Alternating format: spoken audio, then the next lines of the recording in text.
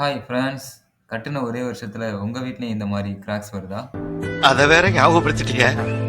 நெஞ்சமெல்லாம் பொண்ணா இருக்கு தம்பி. இந்த விஷயங்கள் ரீசனா இருக்கலாம். யாரா இருந்தாலும் தைரியமா சொல்லப்பா நீங்க. அதாவது ஃபர்ஸ்ட் விஷயம் சாயில் டெஸ்ட் எடுக்காம இருக்கிறது. ஏன் சாயில் டெஸ்ட் எடுக்கணும்னு கேட்டீங்கன்னா, பொதுவாவே எர்த்ல பார்த்தீங்கன்னா, நெறைய கைண்ட் ஆஃப் லேயர்ஸ் இருக்கும். அதுல டாப் லேயர் மோஸ்ட்லி லூஸா இருக்கும். பாட்டம் லேயர் ஹார்டா இருக்கும். ஸோ அத ஏன் அந்த ஹாட் ஸ்டாட்டா மேல உட்கார வைக்கணும் அப்படின்னு கேட்டீங்கன்னா, ஃபார் எக்ஸாம்பிள் இந்த ஹியூமன் ரோட் மேல ஸ்டேபிளா நிக்க காரணம், இவரோட வெயிட்ட விட பல மடங்கு ஃபோர்ஸ் எர்த்துக்கு கீழ இருந்து மேல என்னென்ன சொல்றான் பாருங்க, கம்பி கட்டுற கதையெல்லாம் எடுத்து போடுறான். ஸோ அதே மாரி உங்க வீட்டோட வெயிட்ட ஹேண்டில் பண்ணக்கூடிய எர்த் லேயர்ல கொண்டு போய் உங்க ஃபூட்டிங்க வச்சா தான் உங்க பில்டிங் சேஃபா இருக்கும். ஆனா அந்த மாரி வைக்காம ஒரு லூஸ் சாயில் மேல உங்க பில்டிங்கோட ஃபூட்டிங்க வைக்கிறது மூலியமா பில்டிங் ஏதாவது ஒரு பக்கமா செட்டில் ஆகுறதுக்கு கண்டிப்பா சான்சஸ் இருக்கு.